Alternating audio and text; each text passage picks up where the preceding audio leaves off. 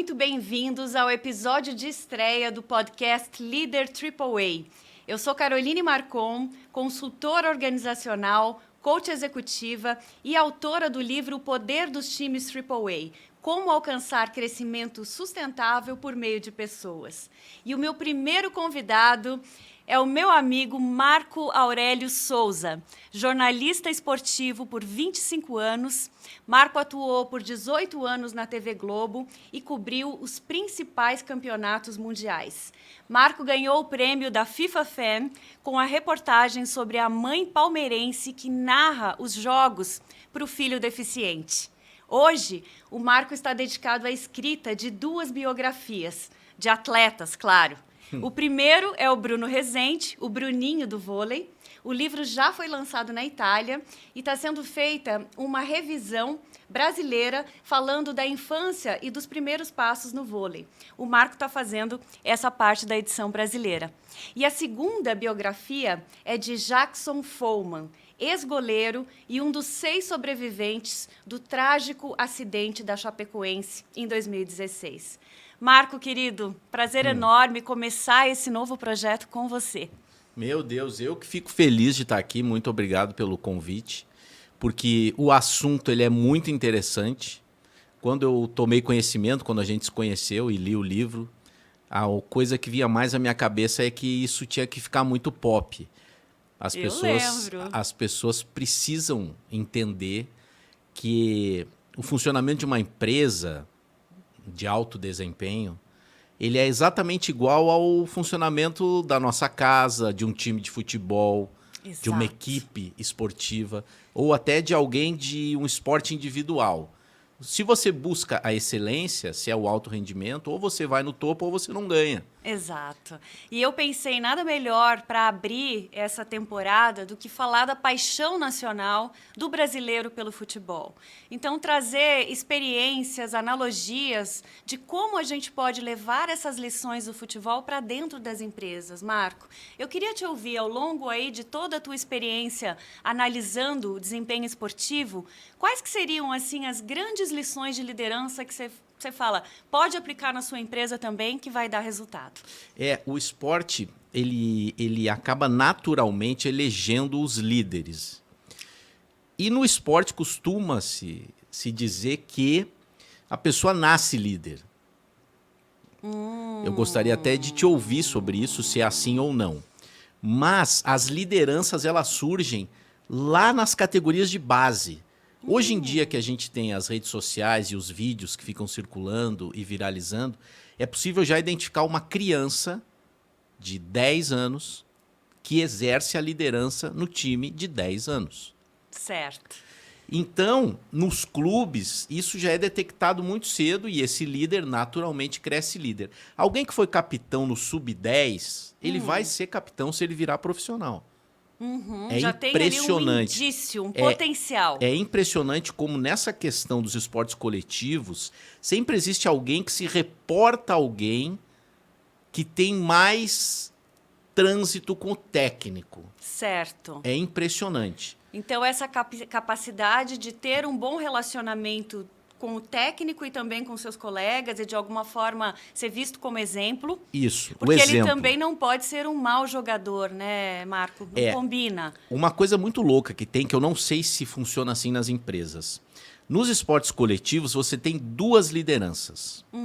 Você tem a liderança clássica, que é aquele que é pelo exemplo, porque ele é o que chega mais cedo, ele é o que mais treina, e geralmente não é o mais talentoso. Sim. E você tem uma liderança técnica. O craque, ele naturalmente é respeitado, muitas vezes sem dar um pio. Olha. Por quê? Dependemos dele, ele resolve o jogo quando ele está mais difícil. Então, são 2 lideranças. A liderança técnica, que muitas vezes é silenciosa, e a liderança pelo exemplo, o nosso chefe, o nosso capitão. Um exemplo que eu posso te dar que é muito claro de liderança técnica e de a liderança clássica. O Messi, ele é uma liderança técnica. Por muito tempo, se duvidou muito que ele conseguiria ganhar a Copa do Mundo, que ele não tinha personalidade. Se falou muito sobre isso. Na final da Copa do Mundo no Brasil, por exemplo, que a Argentina vai à final e perde para a Alemanha, o Messi tem uma crise, claramente uma crise de ansiedade, ele chega a vomitar. E aí ali, aquelas coisas que tem no esporte, é um amarelão, ele não consegue, ele não nasceu para isso, nunca vai ser o Maradona, numa comparação com o Maradona, que era uma liderança técnica e uma liderança natural. Também natural. Mas qual é o contraponto do Messi?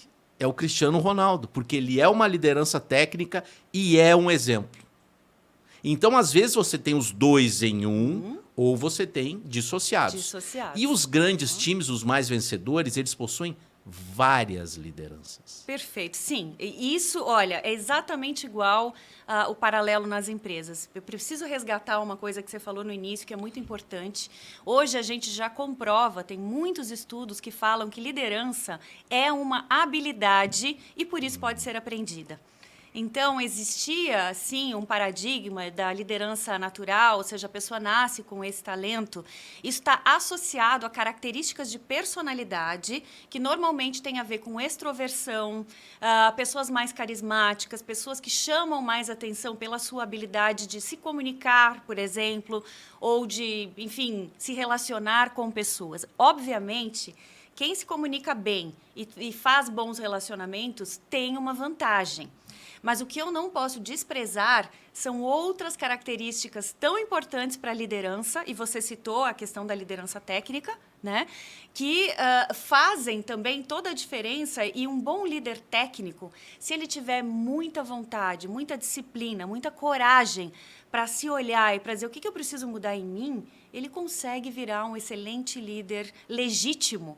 Então, assim, o líder natural, Marco, a gente chama de legitimidade. É aquela pessoa que, como você falou, não precisa falar uma palavra, ele entra no ambiente e a gente sabe que ele é o líder. Isso é legitimidade, isso é uma coisa conquistada por meio de comportamentos e por meio de resultados, né? É o que eu faço e os resultados que eu gero por conta daquilo que eu faço.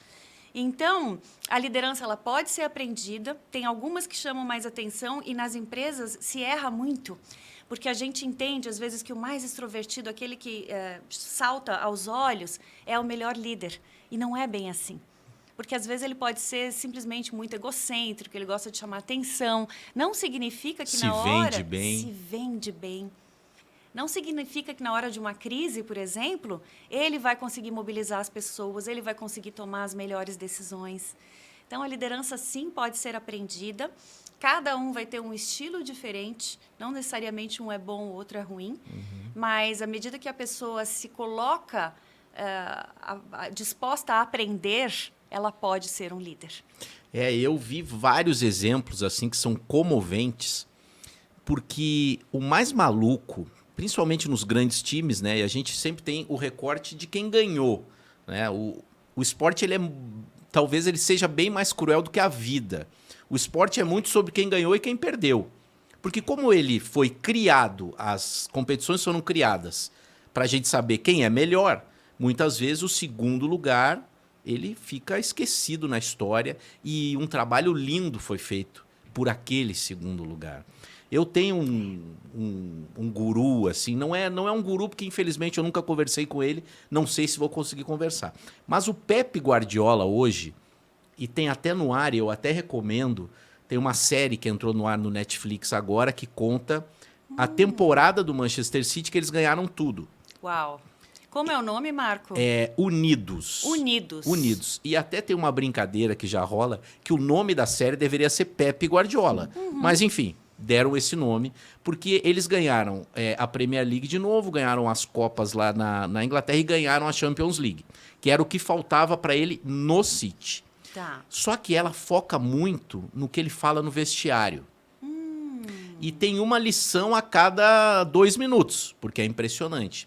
O que se fala muito hoje no esporte, aqui no Brasil, está se usando muito essa expressão, que é o gestor de pessoas. Sim. O futebol demorou muito para conseguir surfar essa onda. Mas hoje está muito claro que muitas vezes aquele técnico que ganha e que a gente acha que é um ótimo técnico, na verdade não é. Ele é um grande gestor de pessoas. Porque como no Brasil a gente tem uma situação muito caótica, que os times eles meio que se dissolvem a cada 6 meses, a cada 1 ano, porque tem muita venda de jogador jovem. Então, o técnico ele tem que ficar sempre se reinventando. Ele não consegue fazer um trabalho que dura 4, 5 anos, que é o que acontece na Europa. E como também não tem dinheiro sobrando, também não faz os maiores investimentos. Então, ele faz o que ele pode com o que ele tem. Certo. Então, de fato, o cara tem que saber cuidar de pessoas para depois pensar numa tática, para depois pensar num plano. Porque eu preciso tirar o máximo desse cara, que ele não é o máximo. O máximo está na Europa. O máximo está no City, o máximo está no Real Madrid. E mesmo quando você tem o máximo, esses máximos dão tanto trabalho de gestão, porque aí vem o estrelismo, Meu Deus. Aí vem o eu sou, onipotente, eu faço tudo sozinho. Carol, tem uma cena do Guardiola que para mim ela é emblemática, porque é o seguinte, o time está perdendo o jogo, eles vão pro intervalo perdendo. Aí ele coloca todo mundo sentadinho, aí tem uma lousa, ele fala assim, eu sei que aqui nesse grupo, vários de vocês vão virar técnicos de futebol. Não tenho nenhuma dúvida. A questão é, nesse exato momento, o técnico sou eu. Eu vim para esse time porque esse time precisa ser grande na Europa. Ele ainda não é. Então, façam o que eu tô mandando, por favor. Depois vocês viram técnicos. Olha, isso que você falou, a gente chama de estilo de liderança coercitivo. É um estilo que ele tem essa força da autoridade, ele fala o que fazer e ele espera que a pessoa obedeça imediatamente. Então, não é o estilo mais recomendado. Por quê, Marco? Porque isso tende a deixar as pessoas um pouco acuadas. Ele fala, eu obedeço, então muitas vezes limita a criatividade, limita a expressão. Porém, um recado que talvez ele quisesse dar nessa situação, nesse contexto, a gente sempre tem que avaliar o contexto. O time provavelmente era imaturo, o time provavelmente precisava ser enquadrado na realidade, então ele quis dar uma contextualizada, olha pessoal, aqui é... Mas, ao longo, ele vai precisar alternar com outros estilos, porque senão ele vai ter pessoas com medo de errar. Né? E o jogador já tem uma pressão, assim como o executivo, muito grande por ter que fazer sempre certo da primeira vez. Mas se você tem 5 minutos para passar um recado, você não precisa ser coercitivo? Olha, eu fazendo o papel de... Olha que legal. Perguntador. Não necessariamente. Porque, tipo, eu tô perdendo o jogo, eu tenho 5 minutos para falar com eles... Então, e a gente tem que voltar e tem que virar o jogo. Você trouxe um elemento importantíssimo nesse contexto. Tudo é contexto. Eu estou perdendo o jogo e eu tenho 5 minutos para virar.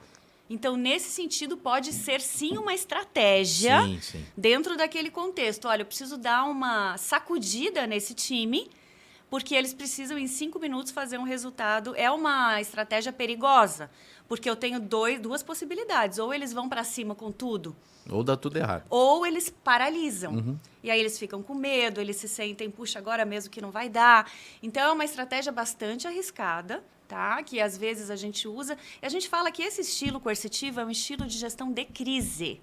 Então, olha, tá prestes a pegar fogo alguma coisa? Eu não vou precisar, não vou poder negociar com você, contar uma história mais inspiradora para você, porque não vai dar tempo. Mas sempre, quando você tiver tempo para isso, o ideal é engajar, o ideal é vender um sonho grande, como a gente fala, e fazer com que a pessoa queira muito que esse sonho dê certo. Aí ela agarra aquilo com toda a energia. Né?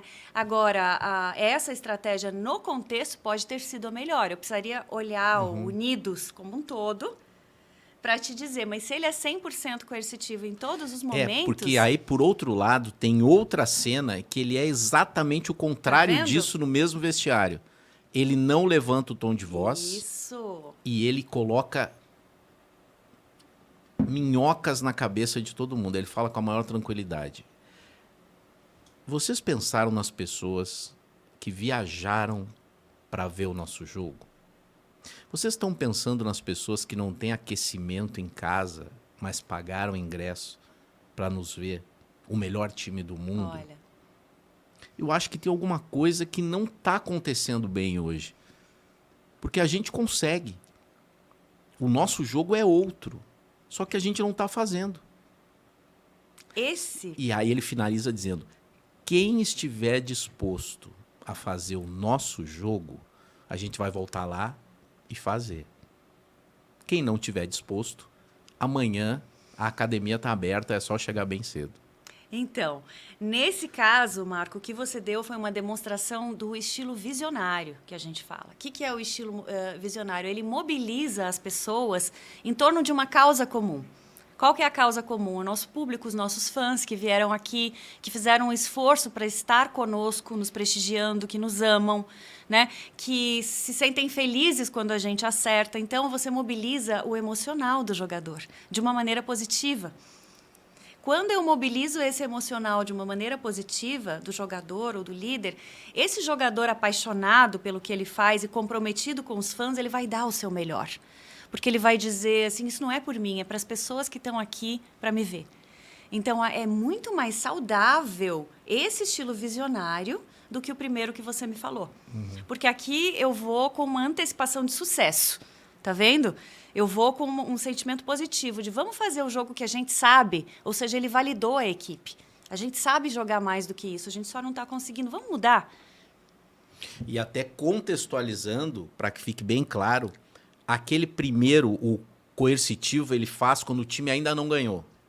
Precisa ganhar, ou está caminhando para a conquista. Sim. Não de uma vitória, de um título. Sim. E aqui já ganhou tudo. Então ele está só reforçando. Perfeito. É que eu digo, coercitivo é gestão de crise. Só a gente tem que ter muita leitura do ambiente e das pessoas para entender se aquele estilo naquele momento vai mobilizar para a ação, vai gerar ali uma energia extra, tá? Ou ele vai paralisar o time, porque também acontece. Então, eu ouço muito, Carol, de técnicos, os bons, que no grupo ele fala de 4, 5 maneiras diferentes com as pessoas. Isso. Que ele diz, pô, esse se eu gritar já era. Exato. Esse precisa de grito. Exato. E aí você traz outra premissa. Mas é muito difícil ser líder. É muito difícil, porque justamente você precisa se adaptar o tempo todo ao estágio de desenvolvimento de cada um, a personalidade de cada um. Então, você trouxe aí um elemento fundamental para uma boa liderança, que é ter repertório. Eu não posso ser o mesmo líder para todos. Eu tenho que ser o líder que o Marco precisa, naquele momento. Eu tenho que ser o líder que a outra pessoa precisa. Então, a adaptabilidade do líder, sensibilidade de ler o contexto, entender o que você precisa sem que você tenha que me dizer, porque muitas vezes você não sabe me dizer ou não está pronto para me dizer. Então, eu tenho que ter essa empatia para ler o teu comportamento e entender e aí me adaptar. E isso é o mais difícil. Porque exige, Marco, que a gente se esvazie das nossas preferências, das nossas crenças.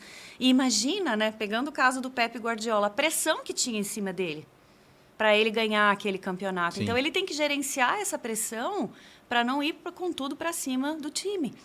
Tem outras cenas desse documentário durante o treino mesmo, né, que eles estão lá ensaiando. Aí tem um dia que deu tudo certo. Aí ele fica dizendo para os jogadores, fulano, eu te amo, eu te amo, eu te amo. E ele falou, eu vou encerrar o treino porque como está tudo dando certo e esse é o sonho da minha vida, a gente para por aqui porque hoje a gente chegou no máximo. Aí todo mundo acha aquilo maravilhoso. Isso. E o treino acaba. Mas ele fica reforçando toda vez que dá certo, ele diz para a pessoa que deu certo. E aí a coisa vai andando. Exato. E eu acho que é muito sobre confiança também, né?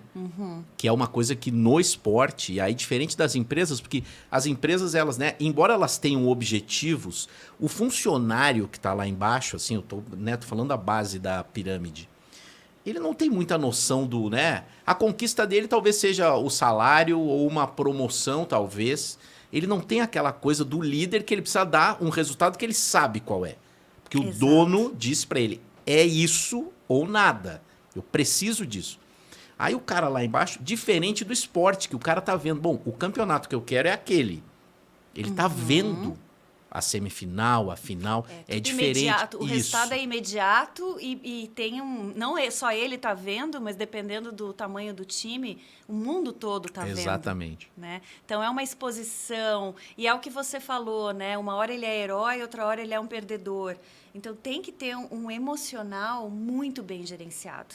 E eu queria entrar um pouco nesse aspecto com você, Marco, perguntando como que está essa questão da saúde mental no esporte hoje, que é um tema também que a gente tem trabalhado muito nas empresas, por conta da velocidade das mudanças e tal. E temos dado passos, mas ainda falta muito, né, a evoluir. Como é que está isso Eu no digo futebol? assim, na questão Brasil, infelizmente, a gente pensa hoje, se você pega a Série A do Campeonato Brasileiro, tem 20 times.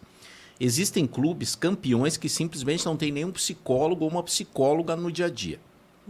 Ainda assim, hoje. Se o jogador pedir, se tiver uma demanda, ou geralmente o jogador faz fora por conta própria quando ele acha que tem algum problema. Tem uma cena que até viralizou nas redes sociais, depois que o Fluminense ganhou a Libertadores, a última, um jogador chamado John Arias, que é um estrangeiro, um colombiano, tem ele agradecendo as duas psicólogas.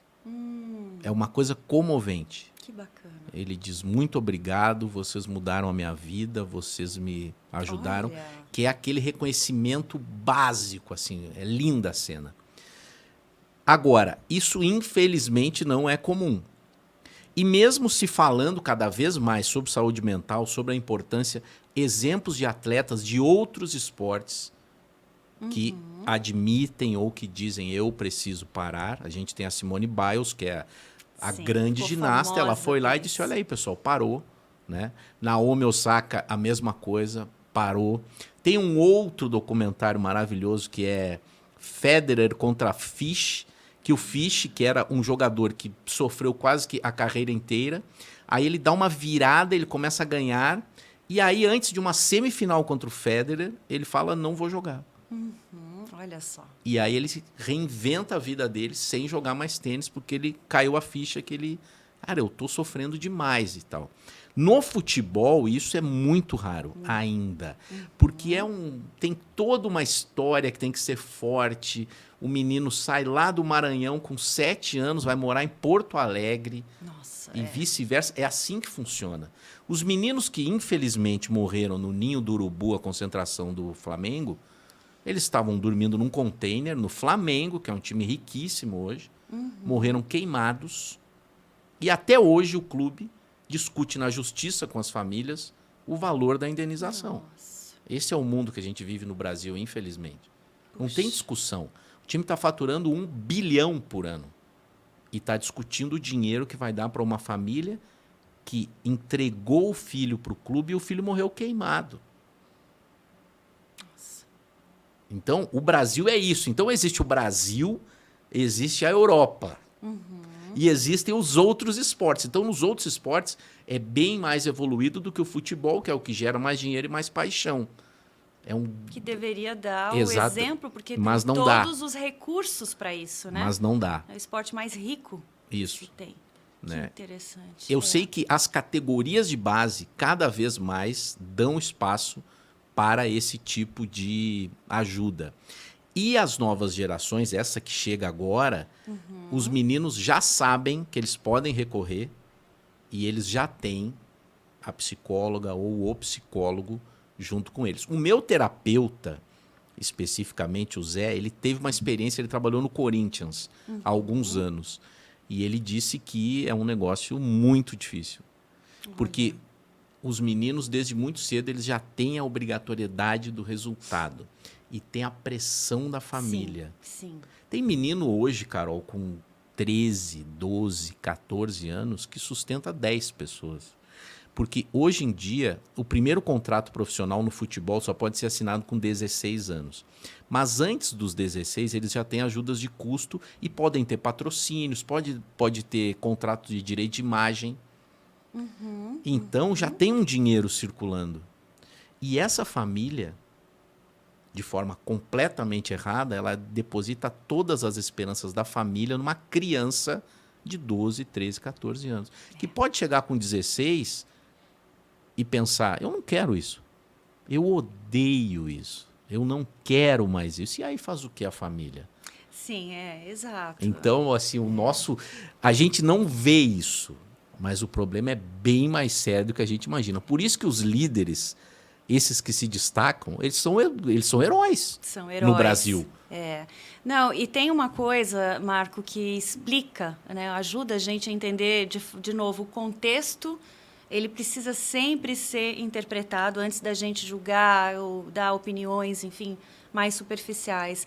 Como tem jogadores que vêm dessas origens, né, muito humildes, tem uma estrutura familiar que não é tão, talvez, robusta em termos de crenças, valores, suporte emocional, tem essa pressão desde cedo, ganham muito dinheiro e depois saem tendo comportamentos extremamente difíceis, ruins, embora tenham um bom futebol. O comportamento é ingerenciável.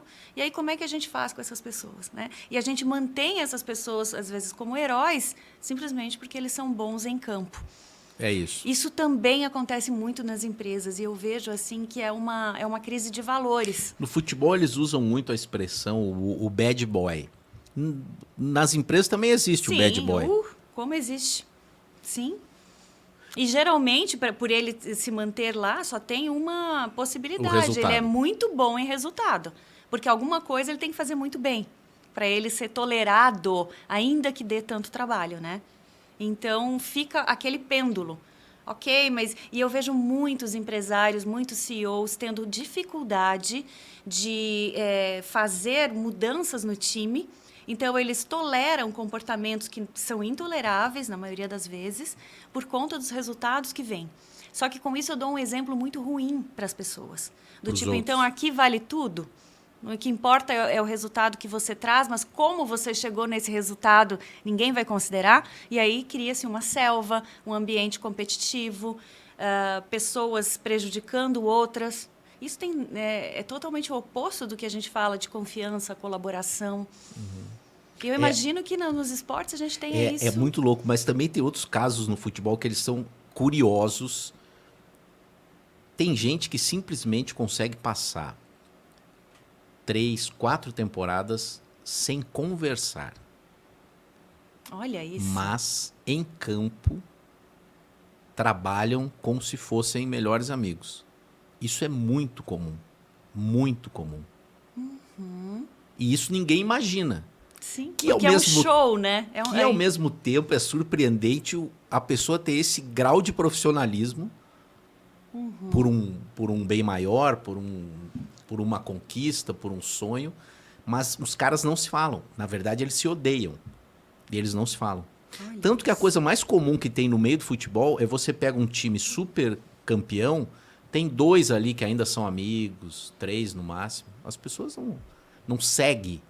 O fora do futebol é muito maior do que o futebol. Os caras, eles às vezes não se falam ou não tem nenhuma intimidade, não criou nenhum vínculo, mas aquele time, ele funciona maravilhosamente bem.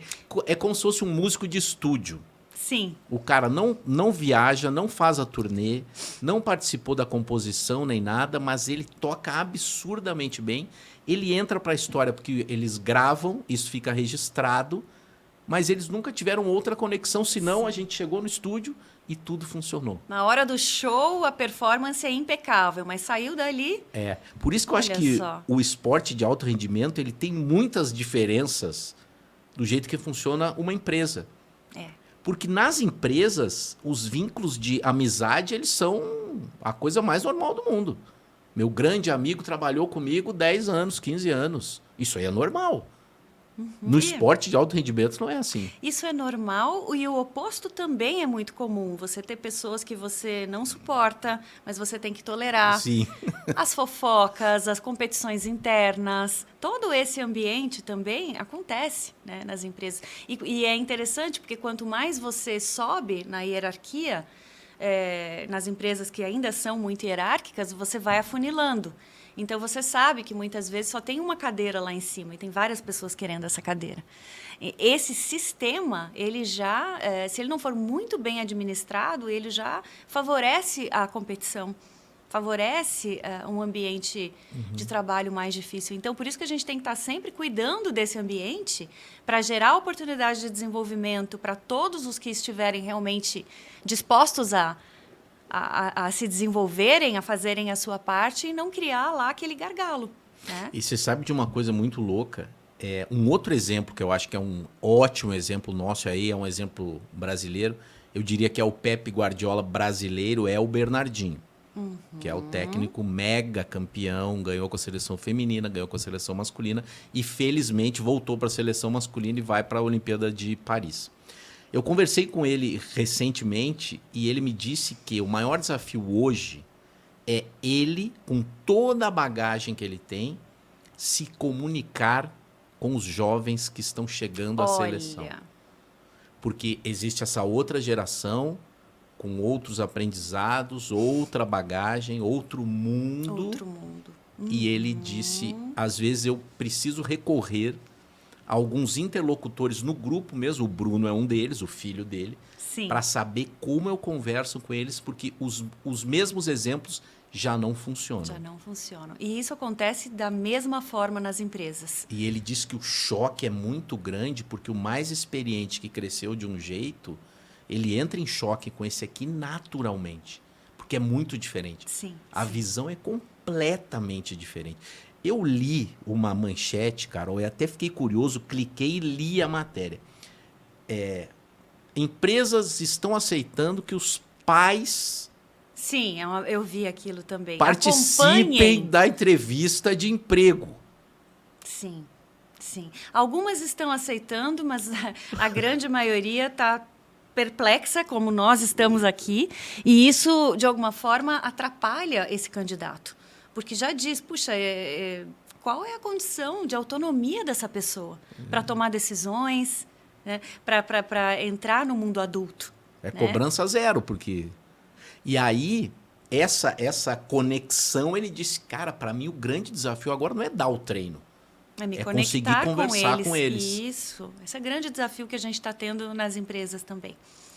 São pessoas que chegam com expectativas altíssimas em termos de salário, em termos de crescimento, um grau de comprometimento visível muito diferente do nosso ou da maneira como a gente se comprometia. Então, para eles, tudo tem que fazer muito sentido. Eles querem negociar, não entregaram nada, mas já tem uma série de condições. E a gente diz, ok, mas as condições, elas normalmente são conquistadas à medida que você gera resultados. Não de entrada, né?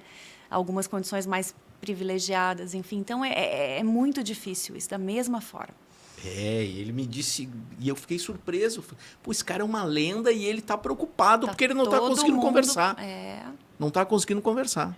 Impressionante. Ao clube. E tem um exemplo que ele até conta na palestra dele, que é muito boa, que é do Serginho, que é o Sérgio Escadinha, né, popularmente chamado, que é o melhor líbero do mundo de todos os tempos, fez 4 finais olímpicas, tem 2 medalhas de ouro e 2 medalhas de prata. Ele foi para 4 Olimpíadas e chegou em 4 finais. Só isso. Só isso. E aí, na Olimpíada do Rio de Janeiro, que o Brasil ganhou a medalha de ouro com o Bernardinho, o Brasil foi muito mal na fase de classificação e tinha um jogo decisivo contra a França, que se o Brasil ganhasse, seguiria vivo, se perdesse, ficaria 12º, 14º na Olimpíada disputada aqui no Brasil. E aí o Serginho, que estava na sua última Olimpíada, já com 30 e muitos anos, no último treino, na quadra do Maracanãzinho, ele reúne o grupo e diz o seguinte: eu estou na UTI. Esse pode ser o meu último jogo na seleção brasileira.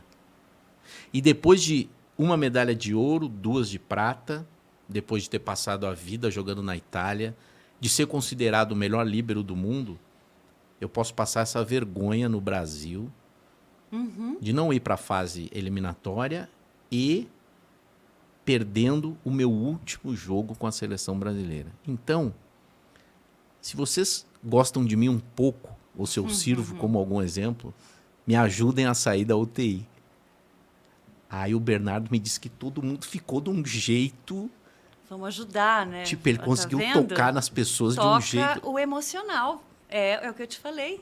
Quando você traz esse argumento emocional e conecta com o outro, as pessoas fazem o seu melhor. E é isso que os líderes muitas vezes têm dificuldade, primeiro, de entender, né, o que eu estou falando. Parece que é uma coisa meio soft demais. Não, gente, nós somos seres emocionais. A gente toma uma decisão emocional e depois a gente tem o trabalho de explicá-la racionalmente, mas o que nos mobiliza são as emoções. Então, o melhor líder é sempre aquele que consegue conectar isso de uma maneira positiva e te faz se sentir mais confiante, mais exercer a tua compaixão, dar a tua força extra. Esse é sempre o melhor jeito da gente se conectar. Você sabe que tem um caso brasileiro aqui que ele, às vezes, ele vira piada e não dão o devido valor, que é o Renato Gaúcho. Vamos falar um pouco de Renato Gaúcho. Que naturalmente ele é um cara folclórico e tal. Sim. Quando era jogador, era lá um bom vivan e tal. Mas todo mundo que trabalhou com ele disse que quando jogador atleta era o primeiro a chegar, treinava muito, tinha uma condição física muito boa. Então ele dava esse exemplo. Para os microfones era aquele cara fanfarrão, mas sempre entregou. Eu vi o Zico falando sobre isso. Cara, ele era um cavalo treinando. E o Renato, ele mesmo se encarrega de criar esse mito do eu não estudo, eu não preciso estudar. Ele costuma brincar que enquanto tem gente indo para a sala de aula, ele tá na praia lá no Rio e tal. Que ele não estuda. Ele se encarrega de fazer isso. Mas um jogador, já é até ex-jogador, eu perguntei para ele qual é a diferença, porque o Renato ele vai pro Grêmio quando ele ganhou a Libertadores da América e tal. Ele é tão grande que ele ganhou a Libertadores da América jogando e treinando. É o único brasileiro que fez isso até hoje. Então ele tem isso. Ele jogou e ganhou. Tem esse e mérito. Treinou e ganhou. São só 5 ou 6 na América Latina que fizeram isso como jogador e ele é um deles. Aí, esse ex-jogador me disse o seguinte, em relação ao treinador que estava no Grêmio e o Renato. Por quê? O Grêmio fazia um ótimo trabalho com esse treinador, e aí o treinador sai, o Renato chega e o time começa a ganhar tudo. Que mágica é essa? Isso. Aí eu perguntei, qual é a mágica? Aí o jogador, ele fez uma figura de linguagem, Carol, que eu achei linda. Ele falou assim, o ex, ele tecnicamente é perfeito, o treino dele é ótimo, todo mundo gosta. Eu falei, e o Renato? Ele falou, o Renato, ele é aquele cara que vai morar na nossa rua. Olha. E a gente sempre joga a nossa rua contra a rua de cima. Só que o nosso time, os meninos, eles são um pouquinho mais jovens. E a gente sempre perde para a rua de cima. O Renato é o vizinho novo que chega e nos convence que a gente pode ganhar da rua de cima. E a gente joga e ganha da rua de cima. Tá vendo? Autoconfiança, ele desenvolve essa confiança das pessoas. Ele falou assim, ele tem um destemor que é inacreditável. Ele não acha que ele pode ganhar de todo mundo. Ele nos convence que é possível ganhar de todo mundo. Uma coisa muito importante na liderança é exatamente isso, Marco. É o líder transmitir a mensagem, eu acredito em você. Isso, a gente precisa desse reforço. Então, ele está fazendo isso bem. Quantos títulos pelo Grêmio ele tem conquistou? Agora, ele completou 10 títulos. 10 títulos. O que pro futebol brasileiro é muita coisa. Porque no Brasil as forças ficam muito dissipadas, né? Um outro exemplo bizarro é o treinador do Palmeiras. Eu queria chegar nele, no Abel Ferreira. O Abel Ferreira. Acabou de conquistar mais um título, né? Já foram 10 desde 2020. Isso é uma coisa inacreditável que ele conseguiu nesse curto período. E acho que ele traz pra gente uma novidade muito boa, que é, por exemplo, que eu tô vendo o teu livro ali, que é ótimo, ele pensar em escrever um livro sobre o que ele fez. Ele já fez, já lançou, já tem uma atualização, para que fique registrado, porque infelizmente no esporte brasileiro isso não é uma constância. Sim. E as pessoas registrando e a gente lendo e a gente sabendo segredos. O que é, para você, Marco, o segredo do sucesso da liderança do Abel Ferreira? Eu acho que ele tem, primeiro, uma vontade de ganhar que é incomum. Ele tem uma entrega pelo clube, pelo trabalho que é incomum. Ele tem uma bagagem de formação, e aí a gente tem que dar o braço a torcer. Um europeu que resolve virar técnico de futebol, ele precisa estudar 10 vezes mais do que um brasileiro que resolve ser técnico de futebol. E ele segue uma linha que é diferente da do Renato, porque o Renato foi um craque. Ele foi um jogador mediano. Ele foi convocado para a seleção portuguesa só uma vez. É mais ou menos como o Filipão, que foi um jogador mediano e que é um técnico mega vencedor. Geralmente, um jogador ruim vira um técnico bom. Isso é quase uma regra. Os craques que viraram grandes técnicos, eles são raridade. Sim. Cruyff, Zidane, eles são raridades. Geralmente é um cara... o cara foi um lateral direito meia boca, um zagueiro grosso, e o cara vira um gênio. O Guardiola, ele foi um bom jogador. Não foi um craque, um ótimo jogador, mas ele foi um bom jogador. Formado na escola do Cruyff, formado no Barcelona e tal. É outra pegada. Mas, voltando ao Abel, ele chega ao Brasil, vindo de um time da Grécia, ele era a 6ª opção. O Palmeiras tentou fulano. Aí alguém falou, cara, tem um jovem português e tal, vamos trazer. Era em meio à pandemia. Sim. Ele chega e rapidamente ele já mapeia o Brasil e pensa, eu preciso fazer um time para não perder, senão eu vou ser demitido, porque aqui em 3 meses o cara é demitido. Então, primeiro ele faz um time que é muito reativo, e aí depois ele faz um time que joga um pouco melhor. Eu acho que o Palmeiras conseguiu pegar um cara com a conjunção de fome, aquela fome boa. Fome de vencer. Absurda. Um gestor muito talentoso. E um investimento. E aí talvez a gente chegue em hoje em dia a Tia Leila, popularmente conhecida como Tia Leila, mas que começa com o Paulo Nobre, que é um cara que recupera o Palmeiras, coloca o Palmeiras nos eixos. Então tem toda essa estrutura. Então vem um cara com muita fome, fome boa, muito talentoso numa estrutura boa. Então eles têm a conjuntura, eles têm a tempestade perfeita. Tempestade perfeita, isso. Então, o talento dele é uma coisa de estratégia, de saber escolher as melhores pessoas. Eu acho que ele é um apaixonado pelo trabalho. Ele é, sem dúvida alguma, aquele funcionário que se entrega 110%. E ele descobre que no Brasil, com esse desafio de ter que dar resultado a cada 3 dias, senão você vai ser demitido, ele chega no ambiente ideal para ele, porque ele é um maluco por trabalho, talentosíssimo, e com essa pressão. Porque, da mesma maneira que numa coletiva ele reclama que ele está cansado, 2 coletivas depois ele está com o rosto renovado, porque ele ganhou. Ganhou, e isso é o melhor. Revigorante. Eu acho que hoje, aquela coisa, né, que às vezes a gente precisa se dissociar um pouco para entender o tamanho do cara.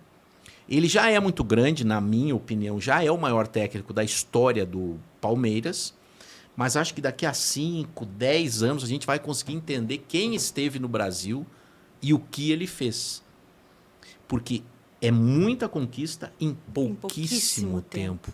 E a grande imprensa brasileira, até por uma questão da quantidade de torcida do Flamengo, a gente tende a... Tudo no Flamengo é maravilhoso, tudo é maior, 1 bilhão de faturamento, mas se a gente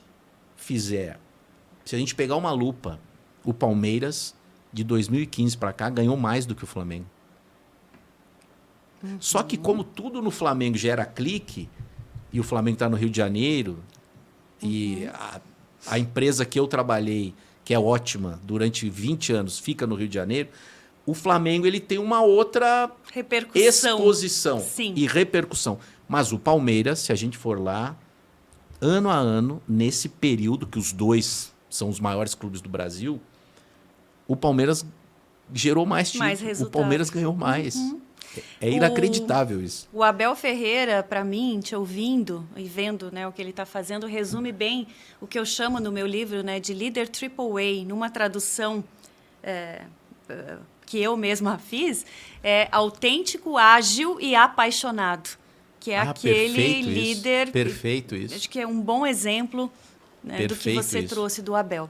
Porque o mais maluco que eu acho, e para mim, que é a coisa que mais me surpreende nele, é ele conseguir entrar na cabeça das pessoas por tanto tempo, fazendo com que elas não esmoreçam. Não tem distração. Isso é inacreditável. Os últimos 3 títulos paulistas, o Palmeiras perdeu o jogo de ida e recuperou no jogo de volta. Perdeu o jogo de ida, recuperou no jogo de volta. Olha só. É uma capacidade de mobilização ou de reforçar o que a gente já sabe, né? Eu sei chegar lá, então é mais fácil eu chegar de novo. Sem dúvida. E ele consegue isso. Sem um brilhantismo, aí vem outra coisa, que aí já é uma coisa mais estética. Não é o time que mais encanta, não é o time que as pessoas compartilham, como, ai, que coisa linda. O Brasil tem uma coisa em relação à seleção de 82, que perdeu a Copa, que ela jogava muito bem e não ganhou. E se fala dela até hoje. Pela beleza do Isso, jogo. Aquele sonho que ficou na nossa mente, só que o Brasil não ganhou. Aí tem outras seleções que não jogaram aquela coisa bonita, mas ganharam. Aí a gente veio para a grande pergunta, o que é melhor? Exato. Ganhar ou encantar? Óbvio que é ganhar, porque o torcedor é ganhar. E o Abel, ele entende isso perfeitamente. O Palmeiras, ele é chamado de a academia de futebol, por conta de times dos anos 60 e dos anos 70, que jogava muito bem. Agora está longe de ser uma academia.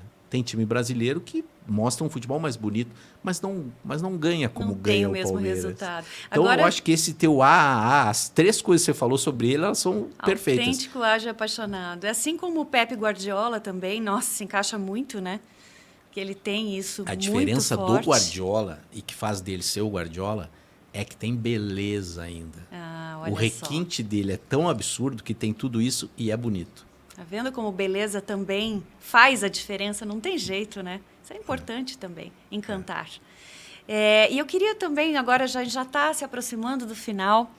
Passou rápido, que eu falo demais, né? Não, é muito gostoso te ouvir. Poderia ficar aqui o dia todo, mas sei que você tem uma viagem, tem um trabalho com o Jackson Follman. Isso. E a gente vai fazer tudo funcionar.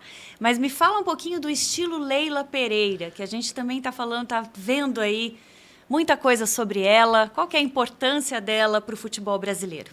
É assim, começa que pouca gente sabe como que as empresas dela entraram no Palmeiras. Tem uma lenda sobre eles terem primeiro procurado São Paulo. Aí teriam feito uma consulta ao São Paulo desprezou, e aí eles foram para o Palmeiras. E isso é muito mais lenda do que verdade, porque o marido da Leila, ele sempre foi palmeirense, então a ideia era o Palmeiras desde sempre. Mas aí você vê, Carol, o estilo da tia Leila. Ela não conhecia ninguém no Palmeiras que pudesse fazer essa aproximação com o marketing, enfim, para ela oferecer o patrocínio. Sabe o que ela fez? Ela pegou o telefone central da sede do Palmeiras e ligou. Ela ligou. Não foi uma secretária, não foi um funcionário. Ela ligou e falou, alô, eu queria falar com o marketing. Ah, tá, mas é o quê? Não, é que é sobre um patrocínio e tal. Aí alguém lá na central do Palmeiras passou para alguém que, obviamente, não era o diretor de marketing. Não é? Alguém da equipe. E ela insistiu até que ela conseguiu conversar com alguém e fez alguém acreditar que era verdade, que uma empresa do tamanho da empresa que ela tem, ou das empresas, de fato queria não só patrocinar, como pagar um preço que a camisa do Palmeiras não valia. Olha só. Começa Acreditou. assim. Começa assim. E aí se dá essa parceria, que é um patrocínio vitaminado. Aí ela entra na história política do Palmeiras. Porque primeiro é só um super patrocínio. E aí quando a gente fala assim, mas é um super patrocínio, então ela deu mais dinheiro porque para ela tanto fez, tanto faz. Não. O resultado para as empresas, quando entraram na camisa do Palmeiras e o Palmeiras começou a retomada e os títulos, porque até antes do Abel também já estava ganhando. Ganhou com o Cuca, ganhou com o Marcelo, ganhou com o Filipão, e aí vem o Abel. Tudo isso começou em 2015, a gente está em 24. Aí, o resultado para as empresas dela, a Crefisa, a universidade lá, a FAM, é um negócio bizarro, a subida exponencial. Então, pensando no negócio, ela também acerta. Altamente estratégica, né? Por quê? Nós estamos em São Paulo. Para o mercado publicitário de televisão, o que importa é São Paulo. Sim. Não à toa, a empresa dela anuncia no intervalo do Jornal Nacional há anos, que é o intervalo mais caro da publicidade brasileira. Sim. Ela anuncia lá. Então, o retorno para ela também foi muito grande. E aí ela entra na política do Palmeiras como conselheira, e aí vai escalando, aprendendo e vira presidente. Quando ela vira presidente, o que todo mundo pensava que era, cara, é um brinquedo para ela, ela quer ser presidente do Palmeiras, ela tá lá curtindo, né? Tirando foto com todo mundo, longe disso. Ela entra dizendo, eu não vou gastar mais do que a gente tem. Se vender e vender bem, eu faço a reposição. O meu técnico, eu já renovei contrato com ele, podem xingar, não vou demitir. E quando o time, no início do ano passado, teve alguns tropeços e a torcida organizada foi pichar o muro, ela chamou uma coletiva e disse, calma, não vou mexer em nada. Querem me pressionar? Pressionem. Querem pichar o muro? Pichem. Aí, no fim do ano, o que acontece? O Palmeiras ganha um Brasileirão de novo. Eu até brinco que... será que já pediram desculpas para ela? E ela vai mais além nesse ano, quando ela chama uma coletiva só com mulheres e naturalmente trata desse assunto, dizendo, pois é, né, pessoal? Estranharam quando eu pedi uma coletiva só com mulheres, só que ninguém estranhou a vida inteira quando não tinha mulher. Aí agora mulheres. Estranharam. E quando ela se manifesta agora, há poucos dias, quando saiu a condenação do Daniel Alves e saiu a confirmação da condenação do Robinho, que ele foi condenado na Itália, né? Mas que aí a pena já está sendo cumprida no Brasil, ela se manifesta e o início da fala dela, para mim, é emblemático. Ela diz, ninguém se manifestou, e ela está se referindo à CBF, que ela estava lá chefiando a delegação da seleção. Ela olha para a empresa, em tese, que está levando ela para lá e fala, ninguém falou, tá? E também ninguém me perguntou, mas eu vou falar. Aí eu falei, ela é de outro patamar. Ela é muito corajosa, muito firme nas colocações. E aí ela leva para um clube de futebol que naturalmente tem a política, tem a coisa familiar, tem a paixão. A paixão está na frente da razão no futebol. Sim. Muito à frente da razão.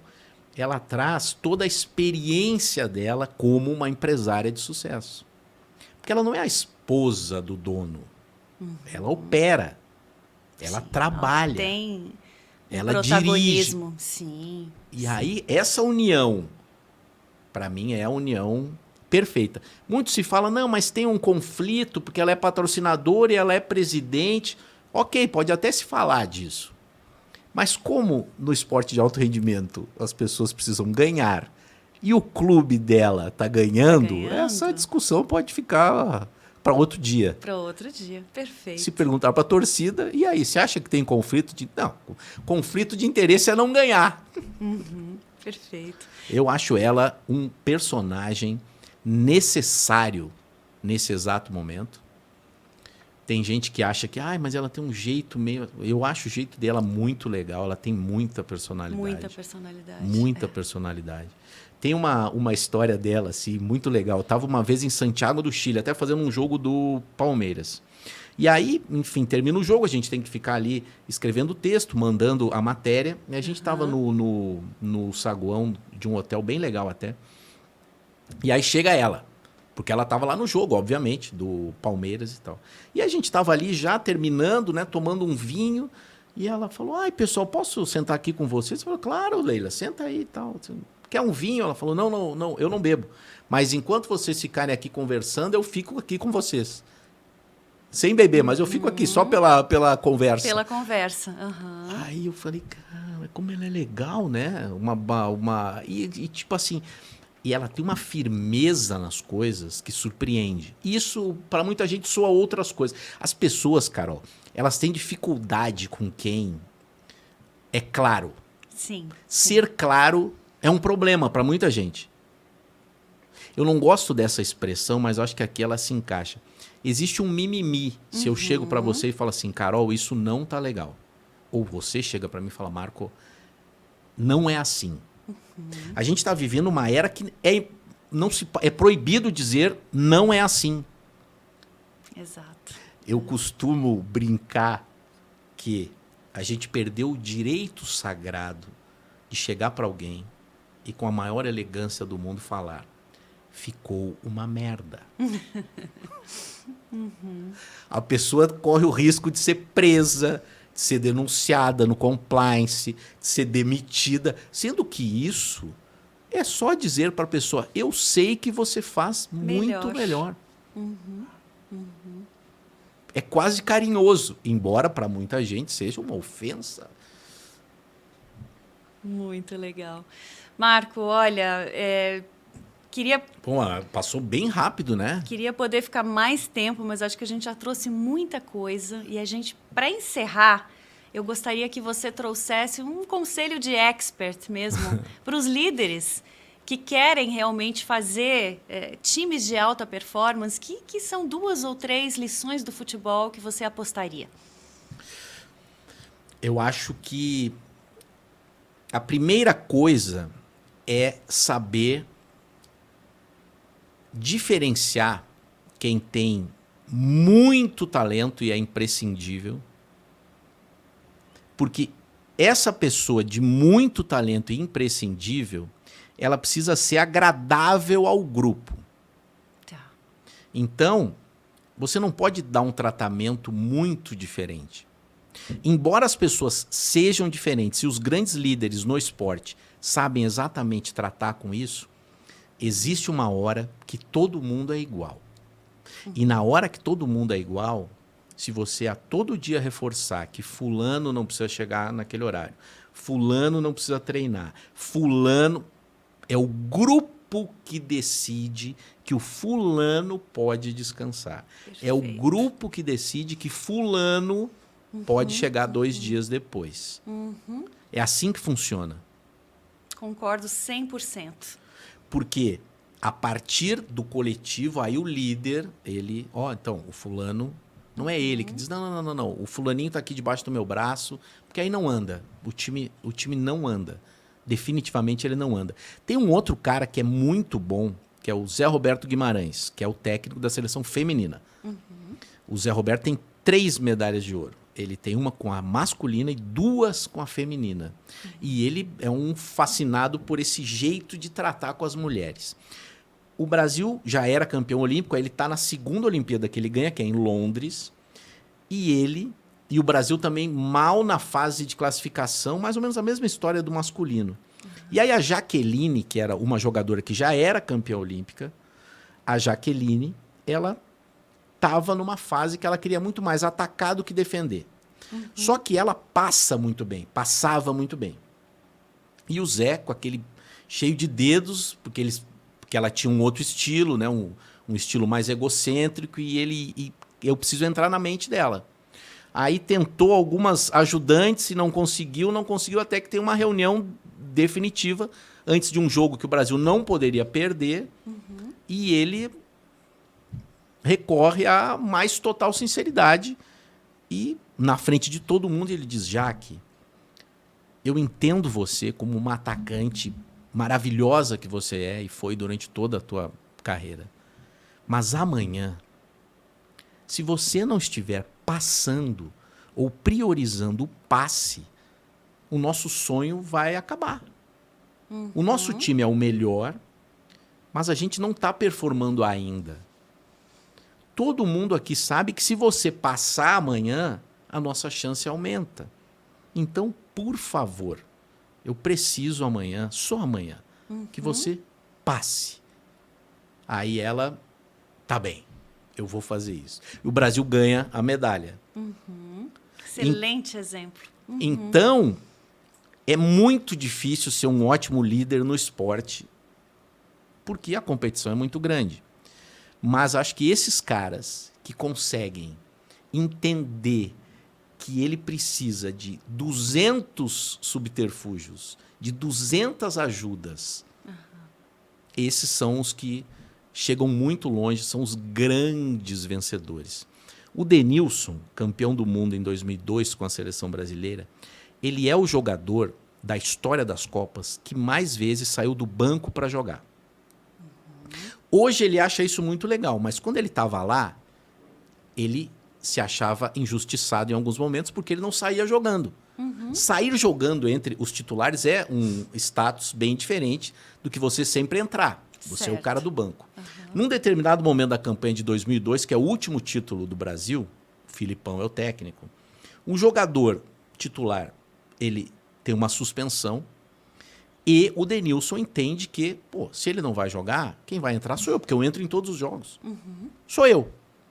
Vem os treinamentos preparatórios e ele não vai para o time titular. Automaticamente, toda aquela luz que ele tem se apaga, ele fica puto, desculpe a palavra, e todo mundo percebe. Porque ele era o animador do grupo e aí alguns jogadores, os líderes, perguntam, o que está acontecendo? Não, nada, não. Tem alguma coisa acontecendo. Não, nada. Aí na hora do almoço ele almoça rápido. No jantar ele não fica depois conversando, ele era o chefe da resenha. E aí, na noite anterior ao jogo, ele já sabia que não sairia jogando. O Filipão colocou outro jogador. Batem na porta do quarto dele, ele abre, é o Filipão. Entra no quarto, pede licença, entra no quarto e fala o seguinte: eu vi que você ficou muito bravo e você está desapontado. Eu vim aqui para te dizer o seguinte, na minha estratégia para o Brasil ganhar a Copa do Mundo, você sai do banco em todos os jogos. Porque o outro time está cansado, porque a tua capacidade de drible é muito boa, porque a tua entrega é muito boa e eu preciso de você quando o outro time já estiver um pouco mais cansado. A minha estratégia não vai mudar, amanhã você vai entrar de novo e eu vou assim com você até a final. Ele disse que naqueles 10 minutos de conversa, ele se sentiu a pior pessoa do mundo por fazer um bico, por se achar injustiçado e sentiu vontade de abraçar o Filipão loucamente, como se fosse o pai dele. Porque com aquela conversa, primeiro com a humildade do técnico, que obviamente conversou com os líderes e disseram para ele, professor, a gente precisa dele e ele está desapontado. Aí o técnico da seleção vai até o quarto, bate, pede licença e conta o plano dele. Ali ele... Agora, isso é uma outra lição muito... assim, nas empresas acontece a mesma coisa. A necessidade do líder ter clareza na sua tomada de decisão.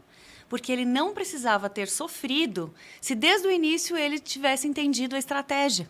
Que não estava sendo preterido, que ele precisava entrar a 1000 por hora para dar um cansaço no time que já estaria mais desgastado. Isso poderia ter sido contornado sem nenhuma crise se essa informação tivesse chegado antes. Então, assim, quanto é importante o líder ter clareza, olha, eu estou fazendo isso porque essa é a minha estratégia, eu quero chegar em tal lugar. A gente evita muita frustração. Mas, assim, o Filipão, o fato de ter ido até o quarto, ter remediado a situação já foi excelente. Aí eu espero que ele tenha aprendido para nos próximos dar essa informação no início. E poupar essa frustração. E isso é igual nas empresas. Muito legal, Marco. É porque é gente, né? É gente. E a gente aprende o tempo todo. Né? Não tem... Excelente. Meu amigo, muito obrigada. Eu que agradeço. Adorei conversar mais aqui com você. Espero que vocês que estão ouvindo tenham gostado também e aprendido conosco. E está sempre aberto aqui para você voltar. Espero que a gente tenha outras oportunidades. Carol, sucesso nesse novo projeto. Acho que quanto mais a gente conseguir entender a conexão de tudo, né? Sempre tem gente no meio, sempre precisa de um resultado e se não tiver paixão não anda. Exato. Acho que já está ótimo. Para quanto mais gente você conseguir tocar essa mensagem, a gente já ganhou o jogo. Perfeito. Se um entendeu, a gente ganhou. Isso aí. Obrigada, Marco.